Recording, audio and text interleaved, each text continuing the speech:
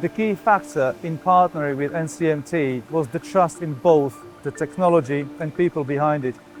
We needed a partner that understood complexity of our components and could support us through the full journey, from process development to full-scale production.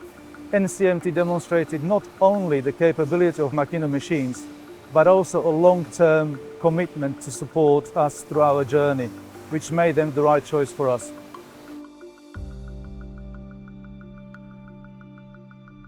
So we have a growing fleet of Makino machines supplied by NCMT, including A71s, A61s and A51s horizontal machining centers. They form the backbone of our EDU machining line from pre-production development processes to volume production.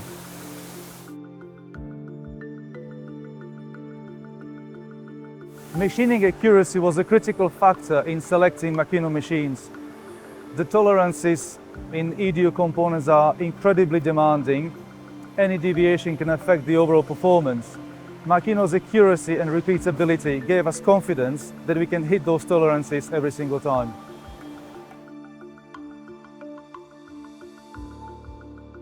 The phased approach was absolutely essential. Beginning with a small number of machines allowed us to refine our tooling, validate our processes, optimize cycles, and build operators' expertise. By the time we'll scale our production, we'll have a repeatable and proven process.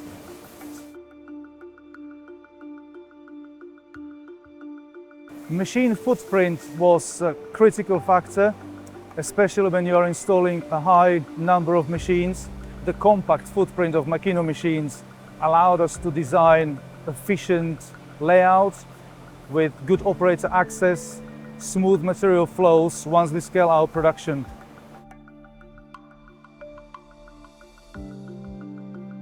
NCMT has supported us at every stage, from installation, commissioning and training, application support to ongoing service.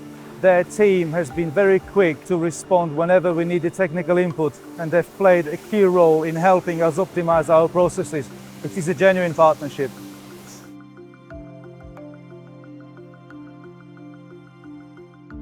This investment in Makino machines shows that we are fully committed to the future of electrification and to manufacturing of high-value components here in the UK. Investing in advanced machining capability shows that we believe in the long-term growth of the EV sector and in the ability of the UK to compete globally. These machines are not just for today's programs, they are part of our strategy for the next decade and beyond.